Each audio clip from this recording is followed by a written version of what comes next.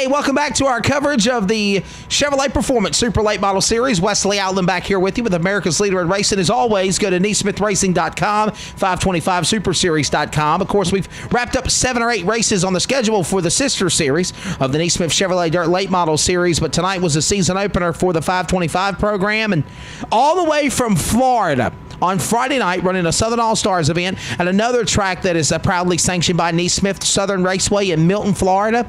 And you got a top 3 finish there, I believe it was, and come out here and rock and rolled and made it all the way to Tennessee. And first off, you're glad we got it in, though, right? No rain superstar Devin Dixon out of Reddick, Florida. Oh, I know. I tell you what, yeah, we was in Milton last night. We ended up 4th. We had a good car there. We were running against a bunch of the super guys with a 525 series motor, so that was actually an accomplishment for the whole team. First time we've been there. This is the first time that we've been here tonight. Kind of a long travel for us. It was probably about 7.5, 8 hours to Milton, and then from about another 7 hours up here to today. We wasn't sure if we was going to get the race or it was going to get rained out.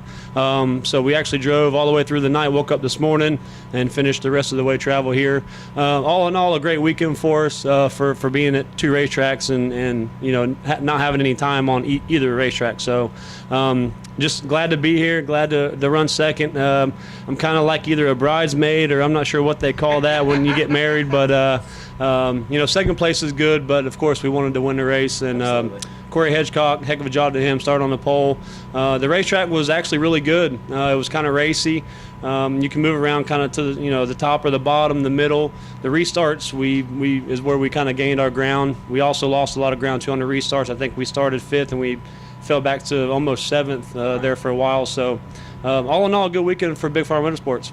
And, of course, if you watched the video cast on Facebook, you saw the 66 of Rome, Georgia's Jake Knowles cross the line second. But, of course, post-race inspection comes in there, and I try to tell everybody that. People think that because they see the man take the checker flag, it's over. No. It ain't over until Tim Sam says it's over. And I understand that it wasn't even Tim's calling. He was light at the scales, and it took away his second-place finish. And it's disappointing.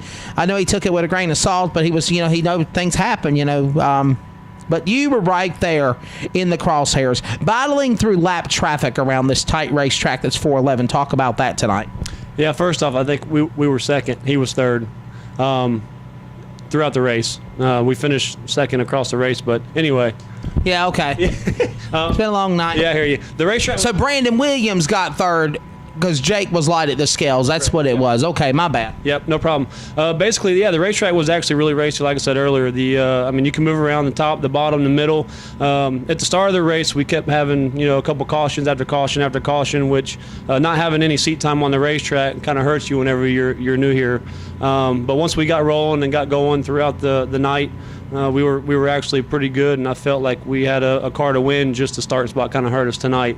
You were part of a wild race last weekend with the Neesmith Chevrolet Dirt Late Model Series at Cochran, Georgia. And then you were part of this wild show here tonight with a 525 series at 411. Even though Hedgecock was able to pull away, there was times where lap traffic, before the end of the race, you guys were closing in on one another for the finish of the deal. Do you think if it was a 60-lap race like the big 5,000 to win Neesmith show was last weekend at Cochran, you could have got around him for the big win?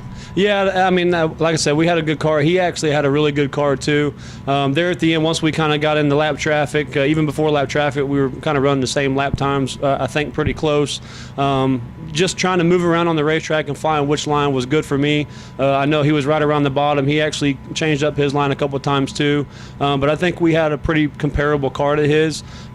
Starting spot is a lot at this place. I know I've watched races in the past, of course on YouTube, where a guy can come from the back to the front pretty quick. But the way the racetrack was tonight, it was kind of sealed off, sealed over, kind of glassy. You basically had to be right around the bottom, to pass anybody. The restarts, you can actually pass somebody on the outside once you beat them to the corner. So we gained some positions there, but all in all, like I said, a good night for us. It's been a long weekend, a lot of travel, but I'm excited. I'm excited about the series. I'm glad you guys put this on, and hopefully we can continue to bring home top threes, and if not top threes, bring home the winning. Tired of being the bridesmaid. That's it, yeah. I'm tired of being a bridesmaid. Like I said, we had a second, third, a fourth.